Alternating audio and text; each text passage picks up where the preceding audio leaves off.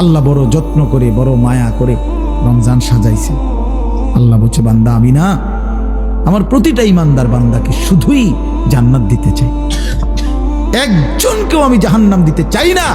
এজন্য প্রতি বছর একবার রমজানে আমি আল্লাহ আমার সমস্ত ইমানদার বান্দার জন্য আমি জাহান্নামের দরজা বন্ধ করে দেই, শুধু জান্নাতের দরজা খুলি, যেন আমার প্রতিটা ইমানদার বান্দা একটা মাস রোজা গুনাহ ছেড়ে দিবে, আমার বন্দেগী করবে, আর শুধু জান্নাতে ঢুকবে, শুধু জান্নাতে ঢুকবে।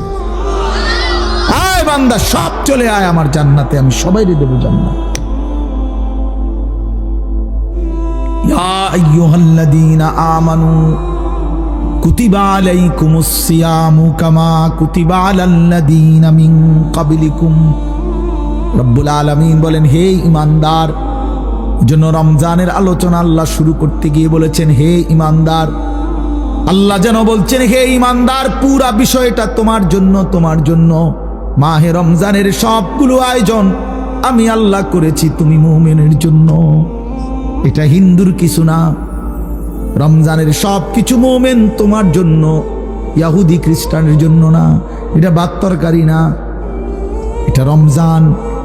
আমি রব্বুল আলামিন ইফতার দিয়েছি তোমার জন্য, সাহারি দিয়েছি তোমার জন্য, এক মাসের রোজার হুকুম দিয়েছি তোমার জন্য, প্রতিদিন 20 রাকাত তারাবি দিয়েছি তোমার জন্য, 6 দশকের ইতিকাফ দিয়েছি তোমার জন্য, শবে কদরের নিয়ামত দিয়েছি তোমার জন্য, শুরুর দশক রহমত দিয়ে সাজিয়েছি তোমার জন্য, মাঝখানের পেয়েছি আমি আল্লাহ।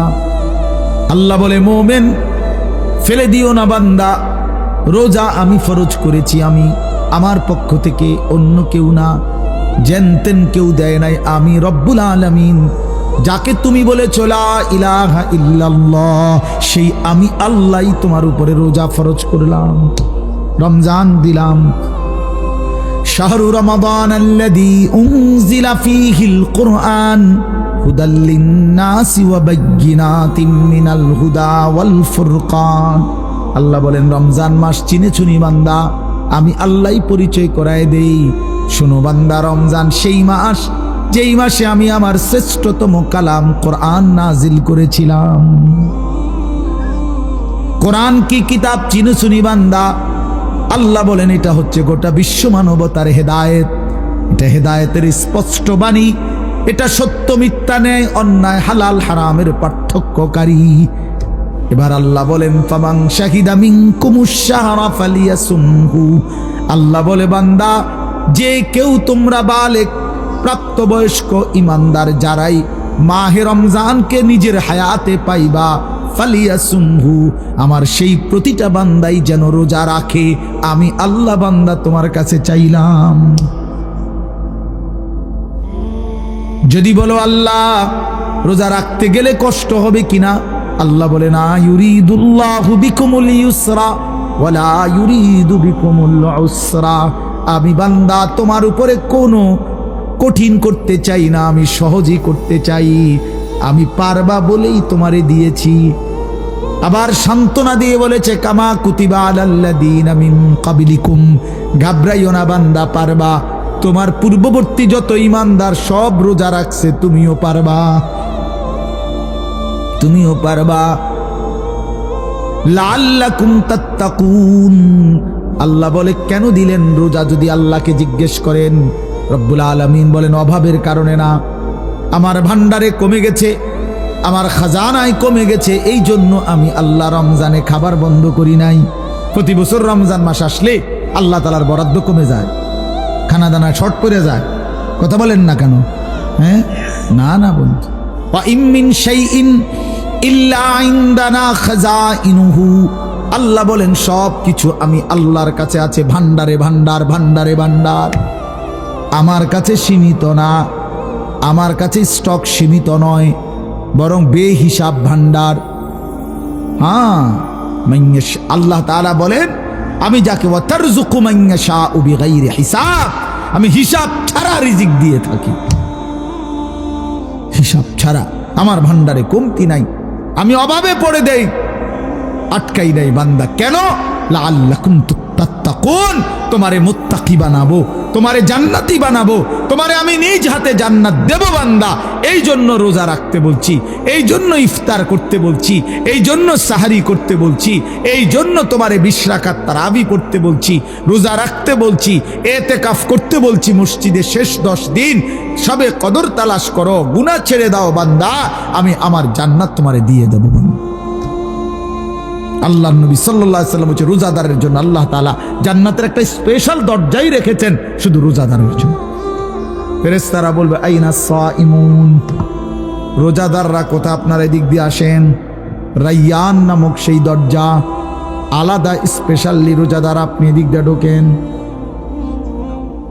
সুবহানাল্লাহ। আল্লাহর নবী বলছেন যুবক রোজা রাখো, ফা ইন্নাস সাওমা লাহু বিজাউন, রোজার মধ্যে তোমার যৌবনের যেই তাড়না, যৌন চাহিদা, লজ্জাস্থানের যেই উশৃঙ্খল চাহিদা, আল্লাহর নবী বলেন এটা নিয়ন্ত্রণ হয়ে যাবে।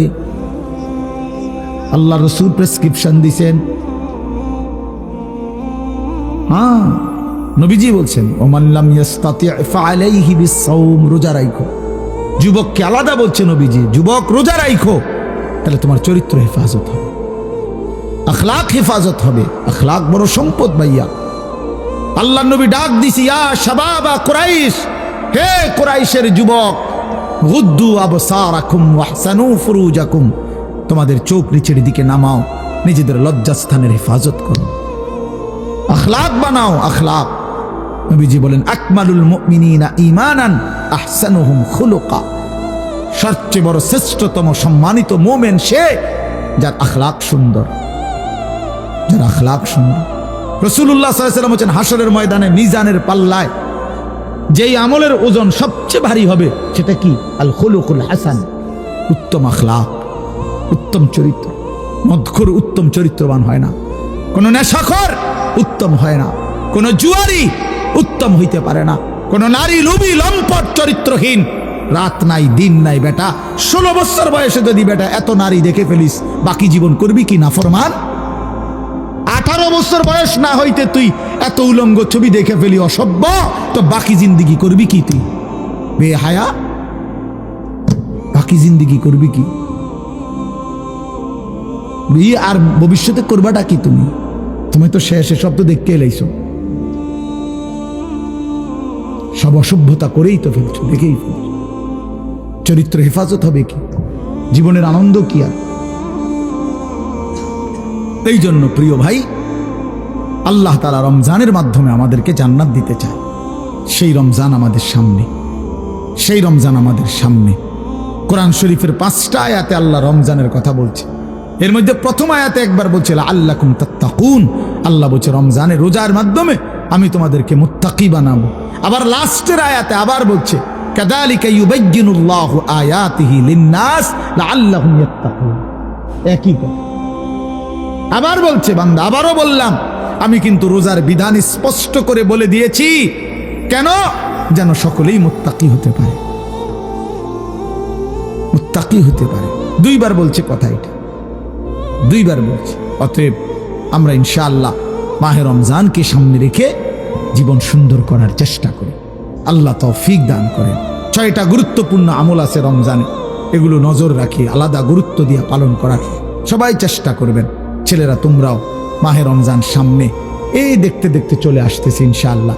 হায়াত বাঁচতে আল্লাহ যদি আমাদেরকে হায়াত দেয় সবাইকে, আল্লাহ যেন আমাদেরকে রমজান পর্যন্ত পৌঁছায় দেয়। 6টা মোটা দাগের আমল আছে রমজানে। একটা হলো পুরো 1 মাস রোজা রাখা, ঠিক আছে না? আমরা রাখবো তো ইনশাআল্লাহ। চেষ্টা করি, হিম্মত করে রোজা রাখতে হবে, গুনাহ ছাড়তে হবে। 2 নাম্বার হলো ইফতার, প্রতিদিন ইফতার করা, এটা একটা ইবাদত। ইফতার হুদা বুট মুড়ি না, এটা ইফতার, এটা ইবাদত। এখন না এটা বুট মুড়ি, কিন্তু রোজার মধ্যে এটা ইফতার, এটা ইবাদত। ওই সময় এই বুট মুড়িটা কি নেকি, এটা সওয়াব। আল্লাহ নবী সাল্লাল্লাহু আলাইহি সাল্লাম বলেছেন লিস-সাইমি ফারহাতান, ফারহাতুন ইনদা ফিত্রিহি, রোজাদারের 2টা খুশি, একটা হলো ইফতারের সময়, আর একটা হলো হাসরের ময়দানে আল্লাহ পাকের সাক্ষাৎ লাভের সময়। ও ফারহাতুন ইনদা লিকাই রাব্বিহি, আল্লাহকে যখন দেখবে বান্দা। আখিরাতের সবচেয়ে মজাদার বিষয় কি? আল্লাহ পাকের দিদার। আমরা কিতাবে পড়ছি আল্লাহর বান্দা যখন জান্নাতে আল্লাহকে দেখবে একবার প্রথম তো 70,000 হুর সব ভুলে যাবে। আমার শায়েখ আল্লামা মুফতি মুশতাকুর নবী সাহেব বলে হুরেরা টানাটানি করবে জান্নাতি বান্দার ফিসে দিয়ে কাপড় দেবে। এই দোস্ত ওইদিকে ফিরেন যা সর্বদিন ফালতু ফলতু হলো সরব সব ঝামেলা সরব। আল্লাহ পাক দেখার মজাই আলাদা। ইলা রাব্বিহা নাযিরা, রবের দিকে তাকায় দেখবে, আল্লাহকে দেখতেই থাকবে। বন্ধু তুই কি মনে করছো বাটফারি সিটারের মধ্যে মজা পাইয়া লাইছো? আমরা বেওকুফ দেখে আমরা নামাজ পড়ি, হ্যাঁ? তুমি সালাক দেখে তুমি মাতব, হ্যাঁ? আহম্মক কোথাকার বেটা, হ্যাঁ? পরের নারী দেখে মজা কি বেটা? অপেক্ষা করো, বিবাহ করো তো তোমার বিবিকে তুমি দেখো, অসুবিধা কি? কথা বুঝেন না আমার? মানুষের বেটি চাইয়া লাভ কি? তোমার কেউ দেখলে তো জুতা দিয়ে ফিটবো। তো কথা বলেন না কেন? ধরা খাইলে জুতা দিয়ে ফিরতো না তো, তাহলে মানুষের বেডি চাইয়া ইজ্জত কি? আরেক বেটার বেডি চাই, হিন্দি সিনেমার নর্তকী চাইয়া লাভ কি? এই বেডিরে চাইয়া লাভ, বেডির আসেনি কিছু, যা আছে তত টাকা দিয়ে বিক্রি করে দেখাই এলাইছে। সে তো তার দেহ বিক্রি করে দিছে। এই জন্য বেহায়া বেপর্দা নারীর তো কিছু নাই, অত যা আসছিল দেখাই এলাইছে। সে ভালোবাসা দিবে কেমনে? সে সুখ দিবে কেমনে? তার কাছে তো ভালোবাসা সে বিক্রি করে দিছে আগে। তোমার সাথে যে মেয়েটার বিবাহের আগে প্রেম ছিল 3 বছর 5 বছর, তার কাছে আর ভালোবাসা বিবাহের পরে পাইবা কই? যেটা ছিল এটা তো দিয়েই লাইছে সে আগে, হ্যাঁ? জারু ফিডা জুতার ফিডা ছাড়া আর কিছু না, আর কিছু না। এই জন্য এটা জরুরি। তো 2 নাম্বার হলো ইফতার, 3 নাম্বার হলো সাহারি, ওই যে রাত্রিবেলার খাবার সাহারি, এটাও ইবাদত। তাসাহারু ফাইন্না ফিস সাহুরে বারাকা। আল্লাহ নবী সাল্লাল্লাহু আলাইহি ওয়াসাল্লাম বলেছে সাহারি খাও, কেননা সাহারির মধ্যে রয়েছে বরকত। এজন্য নিয়ম মাফিক ইফতার করা, নিয়ম মাফিক সাহারি খাওয়া, সাহারির সময় দোয়া, ইফতারের সময় দোয়া করার চেষ্টা করা। কয়টা হলো ভাইয়া? 3টা। 4 নাম্বার হলো রমজান উপলক্ষে বিশেষ ইবাদত 20 রাকাত তারাবি। কয় রাকাত তারাবি? সবাই বলো ভাই, কয় রাকাত তারাবি? আবার বলেন সবাই, নওজোয়ান ভাই আবার বলো। 20। দোস্ত কষ্ট করে হইলো 20 রাকাত তারাবি পড়ো, ঠিক আছে ইনশাআল্লাহ ভাইয়া। 8 রাকাত তারাবি বলতে কিছু নেই, ধোকা ধোকা ধোকা ধোকা, সোজা কথা, এটা ধোকা। ধোকা, ধো আকার ধো, ক আকার কা, উপরে চন্দ্রবিন্দু, বানানটা বুঝিননি? এটা ধোকা, একদম ধোকা, একদম ধোকা। এই উম্মতের মধ্যে সর্বযুগে কিছু ষড়যন্ত্রকারী থাকে যাদের ফিকিরে একটা উম্মতকে ইন্তেশার করা, বিচ্ছিন্ন করা, কখনো দাওয়াতের নামে, কখনো তাবলীগের নামে, কখনো তালিমের নামে, কখনো হাদিস অনুসরণের নামে, বিচিত্রভাবে ফিকির একটাই, মুসলমানের সঙ্গবদ্ধতাকে কিভাবে নষ্ট করে দেওয়া হচ্ছে। হ্যাঁ, এজন্য তারাবি 20 রাকাত তারাবি পড়া। কয় রাকাত? আল্লাহ নবী সাল্লাল্লাহু আলাইহি ওয়াসাল্লাম বলেছেন ওমান কামা রমাদানা ঈমানান ওয়া ইহতিসাবান গুফিরা লাহু মা তাকাদ্দামা মিন যামবি। যে পূর্ণ 20 রাকাত রমজানের তারাবি পড়লো, আল্লাহর নবী বলেন তার পিছনের সব গুনাহ আল্লাহ মাফ করে দিলেন, ঈমান ঠিক রেখে সওয়াবের আশা নেই। তাহলে কয়টা হলো ভাই? 4টা। 1 নাম্বার পুরো 1 মাসের রোজা, ইফতার, সাহারি, এরপরে কি 20 রাকাত তারাবি, না হুদা তারাবি গুলো, ওইটা 20 রাকাত তারাবি। প্রথম 10 দিন না পুরো মাস? আমাদের দেশে প্রথম 7-8 দিন একটা সাফা সাফি, মসজিদের বারান্দা ওগলা বিছাই দিছে একদম, বুঝছেন না? সপ্তাহ 10 দিন পরে ওগলাও নাই, টাইলসও নাই, মুসল্লিও নাই, না নাই নাই, হরফে জ্বর পড়ে গেছে। এটা আমরা আরবিক ব্যাকরণের একটা, আর সরি হরফে ইল্লত পড়ে গেছে, এরপরে আর নাই।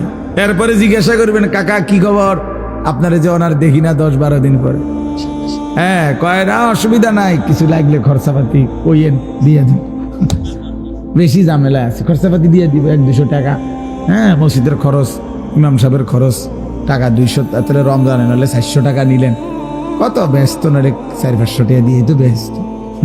বেহেস্ত তো আসলে খুব মারাত্মক কিছু না, অনেকের কাছে 4টা সিলিং ফ্যান দিছে বেহেস্ত, মসজিদের এক কাতার টাইলস দিয়ে আমরা বেহেস্তের বেহেস্ত আর কিটা দুইটা রুম একটা বারিন্দা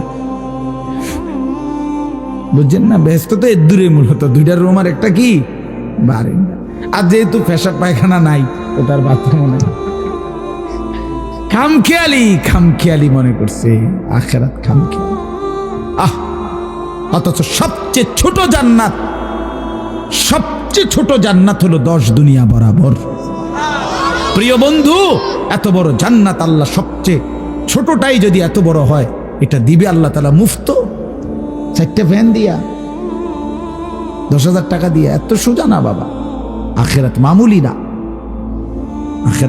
না এজন্য 20 রাকাত পূর্ণ তারাবি পড়ব ইনশাআল্লাহ পুরা মাস বলো ভাই ওয়াদা করো ভাই নওজোয়ান ভাই ওয়াদা করো ইনশাআল্লাহ দেখবা ভালো হবে আমি বললাম সংমং তো বহুত দিন করছো 2-1 দিন ভালো হইয়া চাও একটা মাস ফিকির করো যে ইনশাআল্লাহ হুজুর ওজন কইছে যা দেখি না দেখো ভালো হবে দিলের মধ্যে একটা সুকুন থাকে সবচেয়ে বড় কথা হলো অপরাধী তো নিজের বিবেকের কাছে পরাজিত থাকে এটা তো বাস্তব সমস্ত সুর বাটফার সিটার সুদখোর মদখোর নেশাখোর গাঁজাখোর ফুট্টাখোর বাবাখোর ডাইলখোর ইয়াবাখোর হারামখোর এসব বাটফার সিটাররা নিজের কাছে তো বিবেকের কাছে তো কি থাকে লজ্জিত থাকে বিবেকের কাছে একটা দংশন থাকে অন্যায় করতেছি অপরাধ করতেছি হ্যাঁ এই জন্য দয়া করে আমরা ইনশাআল্লাহ ঘুরে দাঁড়াই আমরা ফিরে আসি আল্লাহ তৌফিক দান করে আর কি 5 নাম্বার হলো শেষ দশকের এতেকাফ রমজানের শেষ 10 দিন এতেকাফ করা প্রিয় ভাই নওজোয়ান তোমাদের কাছে অনুরোধ বাবা হিম্মত করে তোমরাও মসজিদে শেষ 10 দিন এতেকাফে বসতে চেষ্টা করো দেখো অনেক ফায়দা অনেক নেকি আল্লাহর ঘরে তুমি একবারে চলে আসলা তোমার কি ব্যস্ততা কি যদি কারো স্কুল বন্ধ থাকে কলেজ বন্ধ থাকে তাইলে সহজ শেষ দশক আল্লাহর ঘরে থাকলে এতেকাফ করলে মানে মসজিদে থাকা ইবাদত করা নামাজ পড়া আল্লাহকে ডাকা আল্লাহ তাআলার কাছে বান্দা যেন তখন বলে আল্লাহ রমজানের প্রথম দিন থেকে আপনারে ডাকতেছিলাম রোজা রাখতেছিলাম আজ আমার ভালোবাসা আপনার প্রতি এত বেড়ে গেছে আর আমার জাহান্নাম থেকে মুক্তি এত দরকার আমার আখেরাত দরকার মাওলা এই জন্য আমি আপনার ঘরে চলে আসছি আপনার ঘরে শুইলাম আর বাইর হব না মাওলা চাঁদ উঠা পর্যন্ত আপনি যদি আমারে মাফ না করেন আমি আপনার ঘর থেকে বের হব না আল্লাহ বলেন বলো কি বান্দা আমি তো বাইরেও কত বান্দাকে মাফ করে দিছি আর আমার ঘরের বান্দা বুঝি আমি মাফ না করে রাখবো বেটা আমি তো তোর ঘরে থাকতো মাফ করে দিছিলাম আর আজ বুঝি আমার ঘরে আইসা আমার বান্দা আমি ফেরত দিব বলে কি যা বান্দা মাফ করে দিলাম এই জন্য ভাইয়া এতেকাফ এই বাবাদেরকেও বলি নিজেরা ফিকির করেন এতেকাফ করা এটা ইমানদারের আমল এটা বুড়া মানুষের আমল না অসল মানুষের জন্য এতেকাফ আমল না ইমানদার মুমিন মুসলমানের আমল নবীজি মৃত্যু পর্যন্ত এতেকাফ করছে আমাদের চেষ্টা আমরা আলহামদুলিল্লাহ প্রতি বছর এতেকাফ করি কোনো অসুবিধা হয় না আলহামদুলিল্লাহ ব্যস্ততার কোনো কমতি আমগোও নাই আমরাও ব্যস্ত ওই সিরা খাই বইয়া বইয়া হারা দিন কথা বলেন না কেন তাইলে ব্যস্ততা সবার আছে এর ভিতরে দিয়েও আলহামদুলিল্লাহ আমরা এতেকাফে বসি আলহামদুলিল্লাহ রমজান সামনে আসতেছে বলছি সব বন্ধ কিসের কোনো ওয়াজ মাহফিল সব বন্ধ যে সোমবারে বললাম ওমরার ফ্লাইট আইসা আবার এতেকাফ মানে রমজান শুধুই ইবাদত রমজান শুধুই বন্দেগী রমজান শুধুই আল্লাহ পাকের সাথে মালিকের কাছে কান্নাকাটি করে সর্বশেষ হলো শেষ দশকের বেজর রাত্রিতে শবে কদর তালাশ করা কি শবে কদর তালা 21 তারিখ 23, 25, 27, 29 শবে কদর কোন দিন 5 দিন মাশাআল্লাহ মৌলানা ইয়াহিয়া যে 5 দিন কোন শবে কদর কয় দিন 27 শবে কদর না 27 যেরকম সম্ভাবনা 25 তেরুম সম্ভাবনা 23 সমান সম্ভাবনা 21 সমান সম্ভাবনা 29 সমান সম্ভাবনা শতভাগ 100 শবে বরাত এটা উৎসব না শবে কদর এনে উৎসব না শবে বরাত উৎসব না ইবাদত অতএব আল্লাহ নবী সাল্লাল্লাহু আলাইহি সাল্লাম বলছে শেষ দশকের বেজর রাত্রিতে কি তালাশ করতে শবে কদর তাহলে বেজর রাত্রি 5টা মানে শেষের 10 দিনের বেজর রাত্রি কয়টা 5 21 23, 25, 27, 29 এই বেজর রাত্রিগুলো রাত্রি জেগে ইবাদত করা সবে কদর। তাহলে নিয়মিত রুটিন ওয়ার্ক যেগুলা, মানে নিয়মিত ইবাদত সারা বছরের যেটি আছে এগুলো তো আছেই। 5 ওয়াক্ত নামাজ পড়া, আল্লাহর কোরআন তিলাওয়াত করা, জিকির করা, তাসবিহ পড়া, হালাল উপার্জন করা, গুনাহ ছেড়ে দেওয়া, এগুলো তো আগের মতোই চলমান। আর নতুন করে অ্যাড হইল কয়টা? 6টা। কয়টা? 6টা। রোজা, ইফতার, সাহারি, 20 রাকাত তারাবি, শেষ দশকের এতেকাফ, শেষ দশকের বেজর রাত্রিতে শবে কদরের তালাশ। কয়টা হইল? 6টা। এই জন্য আমরা ইনশাআল্লাহ, আমি ইচ্ছা করে চিন্তা করছি মনে মনে যে আজকে যেহেতু আমরা এনে শ্রোতা কম, এই জন্য বেশি ওয়াজ করব। জিন্দেগি তোমার, কদর করা উচিত তোমার। এই পৃথিবীর সবচেয়ে বড় বাস্তবতা হলো প্রতিটি বিপদ, মুসিবত, সুখ, দুঃখ, আনন্দে আসলে সবাই ব্যক্তিগতভাবে একাই। নিজের দুঃখে নিজেই দুঃখী, নিজের সুখে নিজেই সুখী। আমার যদি পাও ভাঙ্গিয়া যায় তো আমারই পাও ভাঙছে, বন্ধুদের পাও ভাঙ্গে না। আমার যদি পেটে ব্যথা হয় আমারই পেট ব্যথা, বন্ধুদের কিছু না। দোস্ত আহবাবের কিচ্ছু হয় না। এর কারণে প্রতিটা সুখ দুঃখ আসলে আমরা একাই, দুনিয়াতেও একা, আখেরাতেও আমরা একা। এই জন্য আমরা যদি আলাদাভাবে ভাবি যে আর 10 জন নিজের ভালো, নিজের কল্যাণ না ভাবুক, সেটা তার ব্যাপার, আমি কেন ভাবব না?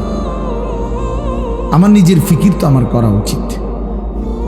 অতএব এই কথা ভেবে আল্লাহর কথা শুনলে যে আমার পরিবর্তন দরকার, আমার জিন্দেগি সুন্দর হওয়া দরকার, তাইলে বরকত হয়। হ্যাঁ, মনে করেন লোক কম, তো আপনি লোক বেশি হইলে আপনার কি সমস্যা, আর কম হইলেই বা আপনার কি সমস্যা? এটা নিয়ে তো আপনার হিসাব নেই। 10,000 মানুষ যদি হয় তো আমার কবর রাজাব মাপ। কথা বলেন, মুহাম্মদের কবর রাজাব মাপ। তাইলে বলেন 10 লক্ষ মানুষ আমার চিনলে তো আমার আর বিচার আচার নাই, হাসরের ময়দানে সব মাপ। অতএব এটা হলো মূল বিষয়। এই জন্য সংখ্যা কোনো বিষয় না। আল্লাহর কথা বলতে পারা, আল্লাহর কথা শুনতে পারা, আল্লাহর কথার ইন্তজাম করতে পারা, এটাই সৌভাগ্য, এটাই সৌভাগ্য। এই জন্য আমরা প্রত্যেকে মনোযোগ দিলে ভালো। আরেকটা বিশেষ কথা হলো এই যে তোমরা যারা এই নওজোয়ান ছিলেন যে বসছো, ঠিক আছে, এখানে পানি কাদা যায়, কিন্তু এই মানুষগুলো তো বসছে। তোমরা তাকায় দেখো বাবা, তোমাদের চাইতো বয়স্ক ভাই এখানে বসা আছে নিচে। অতএব তোমরা আমার খেয়াল নিচে বসো, এতে আখলাক হবে, দোস্ত আদব হবে। তোমাদের চাচার বয়সী কিছু মুরব্বী তো এখানে বসা আছে বাবা, তোমরা হিম্মত করে বসো, নিজেই শুনো। বা কান্দে বইও না, আরেকজনের কান্দে উঠতে বইও, আর একটু ফাঁকা হইয়া বসো। মাশাআল্লাহ, আল্লাহ তাআলা ভালো করে। আসলে রাসূলুল্লাহ সাল্লাল্লাহু আলাইহি ওয়াসাল্লাম বলছেন, এটা প্রসিদ্ধ হাদিস নবীজির, যে নবীজি সাল্লাল্লাহু আলাইহি ওয়াসাল্লাম বলেন যে আমাদের ছোটদের আদর করে না, যে আমাদের বড়দের সম্মান করে না, যে আলেমে দ্বীনকে ইজ্জত করে না। এই 3টা কথা নবীজি বলছে। ছোটকে আদর করে না, বড়কে সম্মান করে না, আলেমে দ্বীনকে ইজ্জত করে না, সে আমার উম্মতের অন্তর্ভুক্ত না, সে আমার দলভুক্ত নয়। এজন্য প্রত্যেকের ভিতরে এই মেজাজ থাকা উচিত, বয়স্ককে শ্রদ্ধা করা, বাবা মা এবং নিজেদের সমাজের মধ্যে যারাই সিনিয়র তাকে সম্মান করা।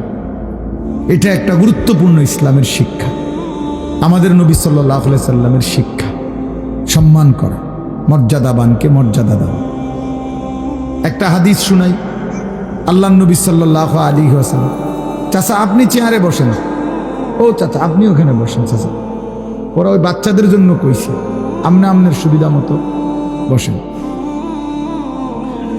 আল্লাহর নবী সাল্লাল্লাহু আলাইহি ওয়াসাল্লামকে জিজ্ঞেস করছে এক সাহাবী যে ইয়া রাসূলুল্লাহ, আমার বাবা মার ইন্তেকাল হয়েছে, এখন তাদের প্রতি মৃত্যুর পরে এখন আমার করণীয় কি?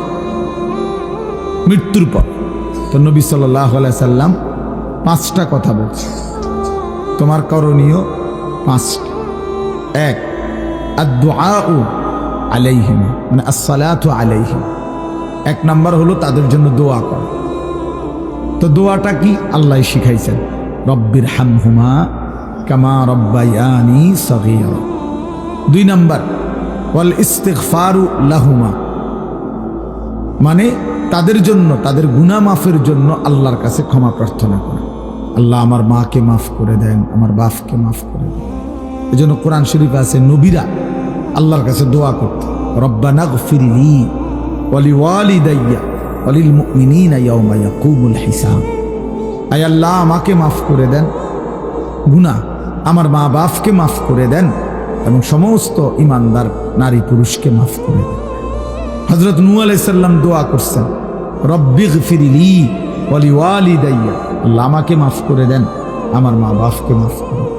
তাহলে আল্লাহ নবী সাল্লাল্লাহু আলাইহি সাল্লাম বলছেন পিতা মাতার জন্য দ্বিতীয় দায়িত্ব হলো মৃত্যুর পরে ইস্তিগফার করা, তাদের জন্য আল্লাহর কাছে ক্ষমা প্রার্থনা করা, আল্লাহ আমার মাকে মাফ করে দেন, বাপকে মাফ করে দেন। 3 নাম্বার হলো ওয়া ইনফাযু আহদিহিমা, ওই বেটা একদম, তো ওয়া ইনফাযু আহদিহিমা, আল্লাহ নবী সাল্লাল্লাহু আলাইহি সাল্লাম বলে 3 নাম্বার হলো পিতা মাতার যত ওয়াদা, ঋণ, ওসিয়ত, পাওনা দাওনা যেগুলো, এগুলো পূর্ণ করা। এটা দেয়, আমার বাবা ওসিয়ত করে গেছে, আমার বাবার ঋণ আছে, আমার বাবার ওয়ারিসদের মাঝে সম্পত্তি বন্টন করা রয়েছে, এগুলো পূর্ণ করা। এটা দায়িত্ব সন্তানের, ছেলে মেয়েদের দায়িত্ব। এ কয়টা হলো? 3টা। 1 নাম্বার দোয়া করা, 2 নাম্বার ক্ষমা প্রার্থনা করা, 3 নাম্বার তাদের ওয়াদা, ওসিয়ত, ঋণ, অঙ্গীকার, ওয়ারাসাত ইত্যাদি পূর্ণ করা। 3 নাম্বার হলো ওয়াসিলাতুর রহিমিল্লাতি লা তুসালু ইল্লা বিহিমা, যেই আত্মীয়রা আমার বাবা মার কারণে, এই আত্মীয়দের সাথে সম্পর্ক বজায় রাখা। যেমন ইনি আমার চাচা, এটা আমার বাবার সূত্রের কারণে, উনি আমার বাবার ভাই, এই জন্য চাচা। উনি আমার মামা, আমার মার ভাই। ইনি আমার ফুফু, তো আমার বাবার বোন। ইনি আমার খালা, তার মানে আমার মায়ের বোন। এই যে বাবার সূত্রে কিংবা মার সূত্রে যারা আত্মীয়, এদের কারণে যারা আমার আত্মীয়, এদের সাথে চাচা, মামা, ফুফা, খালু, চাচি, মামি, ফুফি, ইনাদের সাথে উত্তম আচরণ বজায় রাখা। রাসূলুল্লাহ সাল্লাল্লাহু আলাইহি সাল্লাম বলছেন এটা তোমার জিম্মাদারি, এই তোমার মা বাবার প্রতি তোমার কৃতজ্ঞতা আদায়, এটার অংশ এটা। 5 নাম্বার ওয়া ইকরামু সাদিকিহিমা, অর্থ হইল মা বাবা দুনিয়ায় থাকতে যাদেরকে সম্মান করতেন, ইজ্জত করতেন, সম্পর্ক রাখতেন, সেই বন্ধুদেরকে, মা বাবা যাদের সাথে চলতেন ফিরতেন, এরা আমার মার বান্ধবী, আমার আব্বার বন্ধু, আমার আব্বার সাথে চলাফেরা করছেন। তো এই বাবার সূত্রে যারা বাবা চলাফেরা উঠা বসা করতেন, যাদের সাথে গ্রামের, এলাকার, মহল্লা, মা যাদের সাথে এই ঘরের ওই ঘরের দাদি, চাচি, এরকম আত্মীয় স্বজন অথবা মহল্লার যে সমস্ত মহিলাদেরকে মা চলাফেরা করতেন, তাদেরকে সম্মান করা, ইজ্জত করা, আল্লাহ নবী সাল্লাল্লাহু আলাইহি সাল্লামের শিক্ষা। আমার আব্বার আমলে আমার আব্বা যখন মসজিদে ইমামতি করতেন, তখন একজন হুজুর মুয়াজ্জিনি করত। তো এই বছর আমি ওনারে আমার মাদ্রাসার মধ্যে মাহফিল হয়েছিল 14ই ডিসেম্বর গত বছর, তখন আমি ওই মাহফিলে আমার ছোট ভাইরে দায়িত্ব দিয়েছিলাম যে আব্বার আমলের এই হুজুর মুয়াজ্জিন সাহেবের তোর দায়িত্ব, ওই হুজুরে যেভাবে হোক আমাদের মাহফিলে আনবে। তো হুজুরে ছোট ভাই আনছে, দাওয়াত দিছে, হুজুরে আমি স্টেজে বসাইছি, মাদ্রাসায় না খাওয়াইছি, আবার হাদিয়া দিছি ওনারে যাওয়ার সময়। তো পরে অন্যান্যদের কাছে বলছি, মানে উনি অনেক কাঁদা দিয়েছে যে হে আমার, তার বাবার সাথে আমি ছিলাম একসময়। তো এই সূত্রে আলী আশরাফ মাওলানার ফুতে আমারে ইজ্জত